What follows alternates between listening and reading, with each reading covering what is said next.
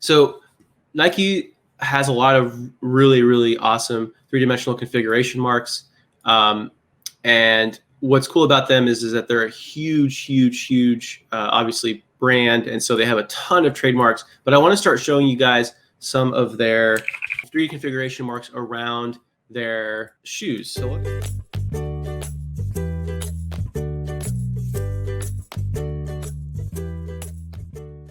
So let's get into it. I'm going to show you guys how to do this as if you guys were doing this research from the start for any company. So the first thing that you're going to want to do is you're going to want to go to tsdr.uspto.gov. And what you're going to want to do is you're going to want to click on search trademarks.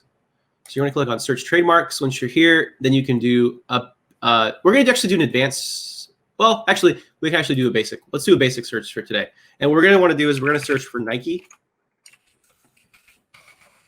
You can do Nike Inc., but frankly, even if you did Nike, this search would work just fine. So I'm going to go in and choose owner because I want to look for Nike-related marks. And then I'm going to hit submit query. So I'm going to use the image list because I want to be able to pan through and see. So this is a very iconic. This is the Jordan. Covering retail store services under 35. But now what you see is that they have all these shoe-related three-dimensional configuration marks. So the actual design of the shoe is protected by trademarks. So this right here, this is obviously the sole of the shoe. And as you can see, it has a very distinctive design to it. Now, there's one in particular here. Now, look, these are the high tops, low tops. I want to show you guys also. They have hundreds of marks, hundreds and hundreds. So here, 819. Let's go and check out some of the later marks. Let's see. So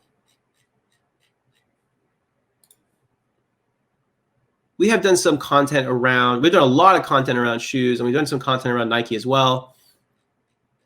But let's go ahead and take a look at some of these other marks. Now, this is an interesting mark right here. So this is a crackled line design. Let's see if we can learn more about this particular mark. This is kind of interesting. They filed under 1A, so it's actually in use in commerce. Let's see how they were able to protect this. So this is the actual specimen that was submitted in 2018. There you have it right there. So this pattern here on the bottom of the backpack and on the shoulder straps and on the top, these are all protected by a Nike trademark. So again, guys, get creative. If you guys are putting distinctive goods out in the market, you might want to consider filing a trademark. This is the same crackled line pattern, but on the side of a shoe.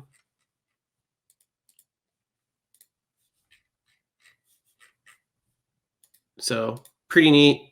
You can learn a lot just by sieving through and checking out various trademarks, especially by a behemoth like Nike, just because they filed just so many trademarks. There's a lot that you can learn from them. I'm skipping over a lot of the word marks because we could get into them, but three-dimensional configurations and designs, I think, are really cool, really instructive. We can learn a lot from them. This is the golf club that we did yesterday. Now, part of the reason why also I think it's so instructive is that what's cool is that the trademarks last forever. So these are on playground balls, and this was a 1A. So they did submit a specimen. Let's see what they submitted. So this one actually was never actually registered, but it is interesting. Let's see what they tried to submit. Oh, I see. So this was, so if I zoom out here, you'll be able to see this a little better. So the soccer ball, and it has this design to it. But again, ended up not being accepted by the office. I know we're covering shoes today, but this is the thing. I mean, when you study, especially companies like Nike, you're going to see a whole wide variety, and some are really, really interesting. So this was rejected because it was just ornamental, but not held to be sufficiently distinctive. So interesting. So if we scroll down, let's check out what other interesting marks that we have. So especially around shoes, there are a lot of shoes related marks, which is why I wanted to cover that on this particular show. Okay, so here's some soles. Let's talk about this variety of shoes. So here's this sole right here. Here you have it. So here's a trademark on this actual sole. Let me get into this. Let's look at a specimen of it. I think it's pretty interesting to see what was actually submitted. So this was renewed in 2019. So there's the shoe right there. There you have it. So this shoe right here, the sole of this shoe, this is the specimen that was actually submitted. And again, this trademark is covering the pattern that's on the bottom side of the shoe, so the treads of the sole. This mark right here is covering these panels, the stitching. You can hop in and actually take a look at the actual specimen that was submitted. Now, again, the specimen was submitted in 2015. So this stitching right here on the sides, that's what's actually being protected. So the stitching on the sides. Pretty cool. Again, trademarks really, really powerful, right? Last forever as long as you continue to use them in commerce. Now, this is a really, really interesting trademark right here. So this is actually covering the orange and tan design of their actual packaging. This is the actual shoe boxes. And so if you go into and buy Nike shoes, now this was abandoned, but it's still really fascinating that they actually tried to trademark the shoes that were on the, so for this example, this is on the back of clothing. But we've seen in other episodes, we've seen how companies have actually submitted trademarks on their actual packaging. Like Tiffany's is a really, really famous example.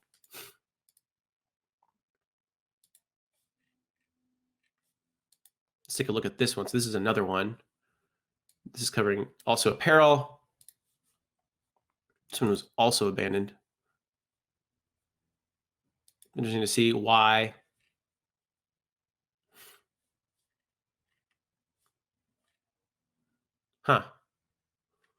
For some reason or another, they decided not to pursue this mark. Maybe it was because they stopped producing this particular clothing. That's usually the reason they decide not to spend more money. But if you're curious, this is the specimen that was actually submitted. So it's the same one.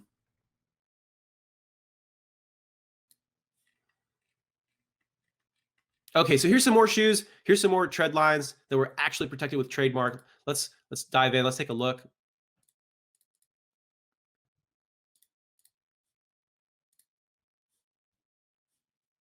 So there you have it. This actual tread line was actually protected with trademark. Oh, whoops. Close my window. I'm going to go back. Let's go back. Let's check out some other. So the side panels, the stitching on the exterior of the shoe, and also the vertical ridge pattern, these are all being protected in this particular trademark. So let's take a look. Let's see the actual specimen that was submitted for this one. Okay, so it's same specimen, same shoe as last time. As you can see, the ridge pattern down here. It's also covering the stitching.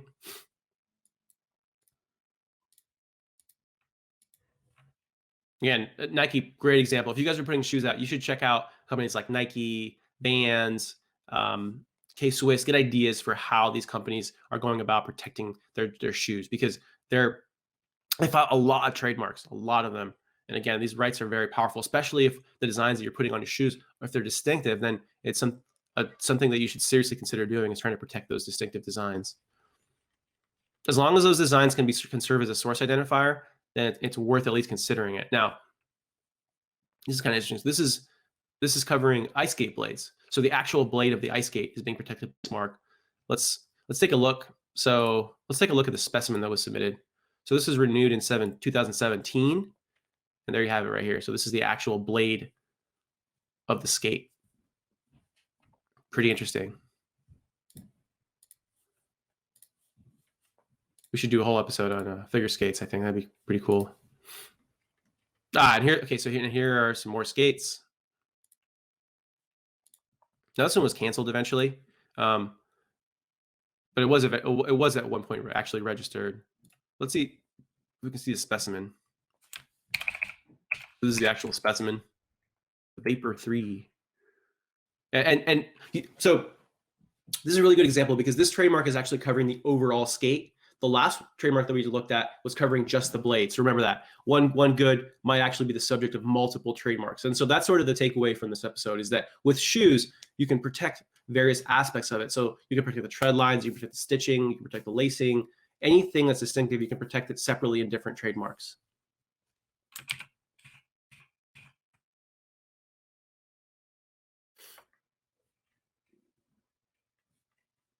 This looks like a lacrosse stick. Oh, hockey stick. Okay, hockey stick blade. Okay, so this actually covers the hockey stick.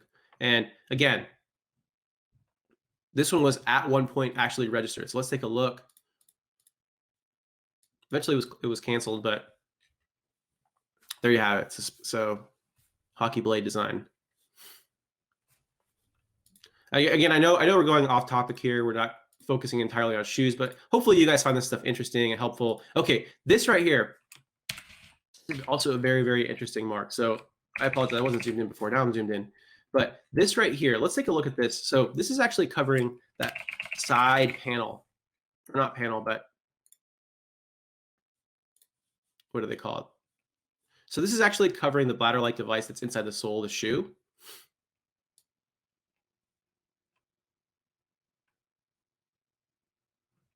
Let's take a look at this. So they're actually disclaiming it, but let's take a look at what the specimen was that they submitted.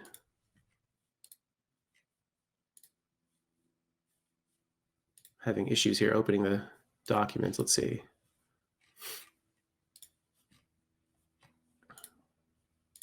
For one reason or another, this isn't letting me see the documents. It might be because it's an older case. Yeah, it's quite old. Maybe that's why.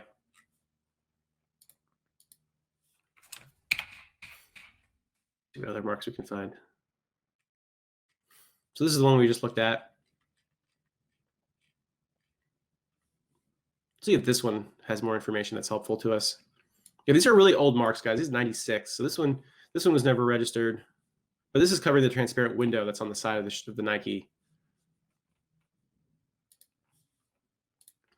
This is also covering the transparent window, but on the back instead of more towards the side. Again, I'm not exactly sure that we'll be able to see the specimen just because these are pretty old. Yeah. That's the one thing is as you go back in time, some of these records aren't as available as others. Again, these are covering transparent windows. So there's a whole progeny of Nike shoes that came out with transparent windows on the sides. Now, unfortunately, I can't show you guys specimens because these records are no longer available. But Nike's such an iconic brand. I'd be surprised if there were people out there that didn't know, that weren't familiar with some of these Nikes that have these transparent window panels on the sides. Again, I'm skipping over hundreds. I know I'm skipping over hundreds of marks. That's intentional. I kind of want to look at the cool three-dimensional configuration marks that I think might be of interest and of value to a lot of you. Because if you're putting out clothing, if you're putting out hats, if you're putting out belts, if you're putting out shoes, you'll seriously want to consider at least possibly protecting those designs with trademarks. Again, the right lasts forever as long as you continue to use the design in commerce. Now, of course, this is the famous iconic swoosh. Let's go back and okay, here's another shoe. Let's check out this shoe. So this was in fact registered. Again, this is really old. This is from 1980. I highly, highly doubt. It's from the early 80s. I highly doubt there will be any documents. But let's take a look.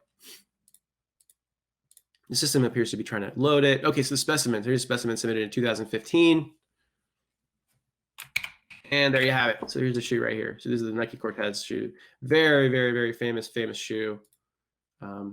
Pretty cool to see it. So this is the actual trademark. Before we move on, though, just take a look. So this was actually filed in 1981, and it wasn't registered until 85. So iconic mark. And notice, still live, right? So this is the Nike Cortez shoe, right? This is iconic shoe, going to probably be around for a lot longer. So again, indefinitely, as long as you continue to use it in commerce, you can continue to file renewals and maintain your trademark. So something to consider. Very, very powerful, right, guys? Let's take a look at this. So this looks like it's covering a, oh, so this is a pattern, it looks like, and eventually it was, yeah, it's no longer live. Looks like they let it expire. Again, these records are old. Yeah, this isn't going to let me even. So this is from 78. So really, really old. Now we're going historical. So this is back probably to the history of the company. And that is the very end. Now this right here, this mark right here, notice this was applied for in 1972. So this is the original swoosh registration. Let's take a look at it. Probably one of the most famous marks in the world.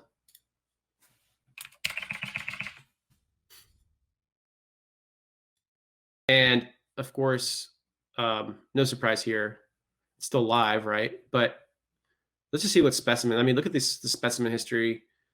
04. But obviously, this dates back from the early 70s. But this is the most recent specimen that was submitted. So it's interesting. They choose this shoe here and the shoe here. But there you have it. One of the most powerful and iconic brands in the world. This is the original swoosh. This is again filed for in 1972. Pretty cool. So that's Nike. I hope you guys found this helpful. I know we covered a lot. We covered a lot more than just shoes, but hopefully you guys found this stuff helpful. Again, if you guys are putting out items in the market, you might want to consider trademarking not just the name, not just the brand name, but then also design features of it. This episode is perfect because it shows you how you can be creative with your actual trademarks. In other words, you can try to trademark the overall look of the good, but then you can also focus on specific aspects of it. So for example, the treadwear on the sole, the stitching on the sides, panels, windows, various aspects of the actual good, you can actually consider as filing as a separate trademark. As long as that design feature can serve as a source identifier, then it is theoretically possible to secure a trademark on it. And as you can see, this iconic brand, the swoosh, filed for in early 70s, 72, still alive, still active. So the rights last forever as long as you continue to use them in commerce. So seriously consider filing more trademarks, especially if you're putting out any sort of clothing and apparel where the actual distinctive feature is a design element. That's ripe for trademark. So thanks so much for watching. This is episode number 128. If you guys have specific questions about intellectual property, send them to Victoria at victoria@adibiip.com. And also join our community number, 415-943-5193, 415-943-5193. Would love to have you in our text community. If you text that number, you'll have direct access to me. You can send me your questions, topic ideas for shows, or just any other general questions you have about IP, and I'll try to do my best to get them answered.